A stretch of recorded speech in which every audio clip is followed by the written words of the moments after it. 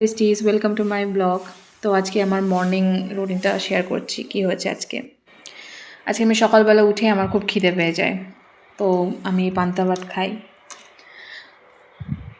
বাঙালিরা সবাই জানে পান্তা ভাত কী হয়, অবভিয়াসলি তারাও খায় আশা করছি। আর এটাকে ইংলিশে বলে ফার্মেন্টেড রাইস। তো বুঝতেই পারছো যে ফার্মেন্টেড রাইস খাওয়া কতটা বেনিফিশিয়াল আমাদের শরীরের জন্য। হ্যাঁ, তারপরে আমার সকালে এতটাই খিদে পেয়ে যায় যে আমি কিছু না বলেই মাকে কিছু জানাইও নি, বাবার জন্য ভাত রাখা ছিল সেখান থেকেই আমি নিয়ে নিয়েছিলাম। ফ্রেশ হয়ে আমি তারপরে আমার খাওয়া দাওয়া শুরু করি। তারপরে একটু পরেই বাবা বলল যে কিছু ইম্পর্টেন্ট কাজ করতে হবে ব্যাংকের জন্য। তা সেটা জব পারপাসে লাগবে। আর যেহেতু জব পারপাসে বাবা একটু নার্ভাসও ছিল। ব্যাংকের কাজ করা খুবই ইজি, সবাই জানে, তাও নার্ভাসের জন্য লিখতে পারে না, তো আমি এগুলো হেল্প করছিলাম। তারপরে আমি বায়োলজি পড়া শুরু করলাম।